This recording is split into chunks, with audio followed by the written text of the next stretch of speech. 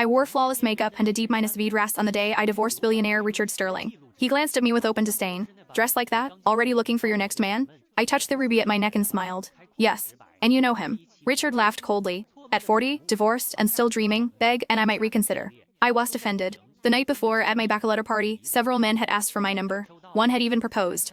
Instead of heading straight to the courthouse, Richard changed direction. When I looked at him, he said flatly, Valerie will be there today. Once the divorce is done, I'm marrying her. Chas waited 20 years. So our marriage really had been nothing more than a temporary arrangement. When we arrived outside Valerie Hayes' home, I stepped out to buy water. When I returned, she was sitting in the passenger seat. Scarlett, I always sit in front with Richard, she said politely. I didn't argue and moved to the back. Her gaze fell on my wrist. That bracelet is lovely. Give it to Valerie, Richard said without turning around. It was a gift she'd given me years ago, but I removed it and handed it over. I have plenty. If you like, I'll send the rest as well. Satisfied, Richard added, as long as you behave, no one will hear about our divorce. My phone buzzed. My fiancé had landed. He'll be there soon, he said gently. Richard noticed my smile and frowned. Suddenly Valerie exclaimed, oh no, the bracelet broke. Before I understood what happened, Richard flung the broken bracelet at me and tossed my phone out the window. Furious, I demanded to know what he was doing. He stopped the car and pulled me out. I stumbled and twisted my ankle. You broke it on purpose, he accused. How cruel can you be? I saw Valerie quickly look away, but I was too tired to defend myself.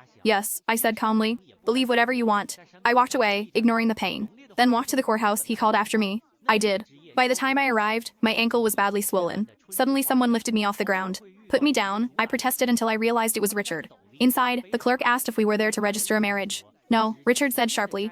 A divorce. After it was finalized, I waited for my fiancé. Valerie approached, holding her marriage certificate. Why don't we take you to the hospital? I'm waiting for my fiancé, I replied. She smiled as if indulging a lie. Outside, she rushed after me, then suddenly cried out and fell back. Richard caught her instantly. She pushed me, Valerie said tearfully. Richard turned on me. You never change. I said nothing as they drove away. Left alone on the courthouse steps, I looked up at the darkening sky. Just then, a familiar voice called my name.